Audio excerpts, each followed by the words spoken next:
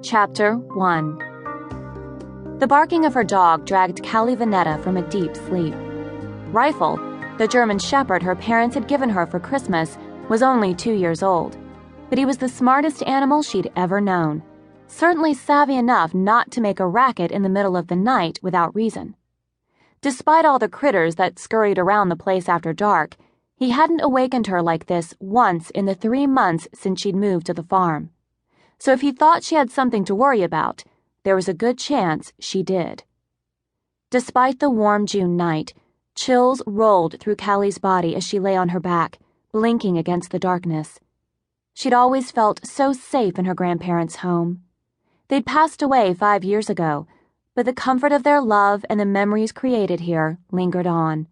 Sometimes, when she closed her eyes, she could almost feel their presence. But not tonight. Fear eclipsed all other emotions, and she wondered what she'd been thinking when she gave up the small apartment above her photography studio downtown. She was out in the middle of nowhere, her closest neighbor over a mile down the road, with her dog sounding an alarm and scratching at the front door as if some menace lay beyond it. "Rifle!" She whispered his name as loudly as she dared. "Hey!" she added, making kissing sounds. He charged into her room, but he wasn't about to settle down.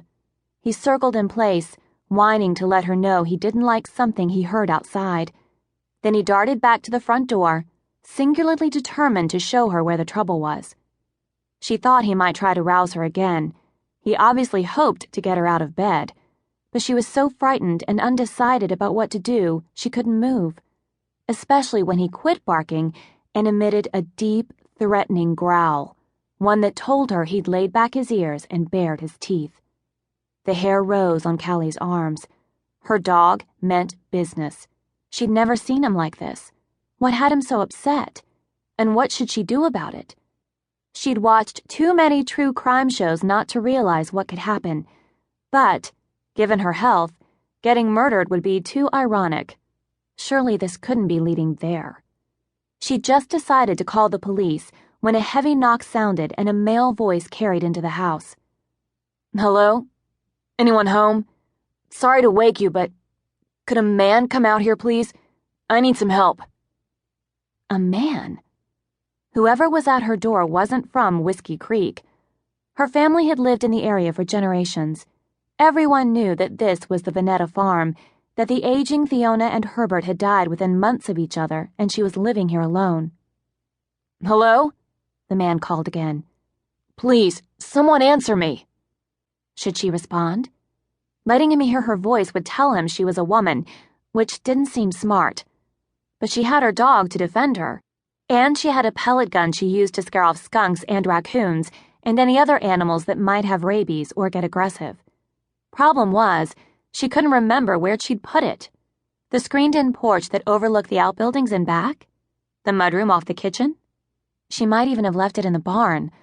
Until now, she hadn't felt any need for self-defense.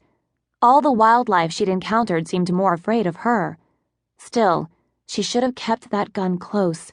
What good was it otherwise? She wasn't going to scare anyone away with her camera. "Open up!" Bang, bang, bang. Drawing a shaky breath, she called 911 on her cell phone, which had been charging on the nightstand, and, speaking as low as she could and still be heard, told the operator that she had a stranger at her door. The operator advised her to sit tight. A squad car was on its way. But she slid out of bed and groped through the darkness for some clothes.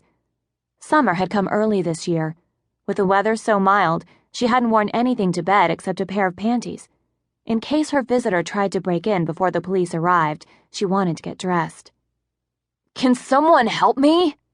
the man hollered. Wearing a t-shirt and blue jeans, and armed with the knowledge that someone from Whiskey Creek's 4-man police force would soon arrive, she crept toward the door. What was wrong? Despite the ruckus her dog was making, her visitor didn't seem to be giving up. His determination lent him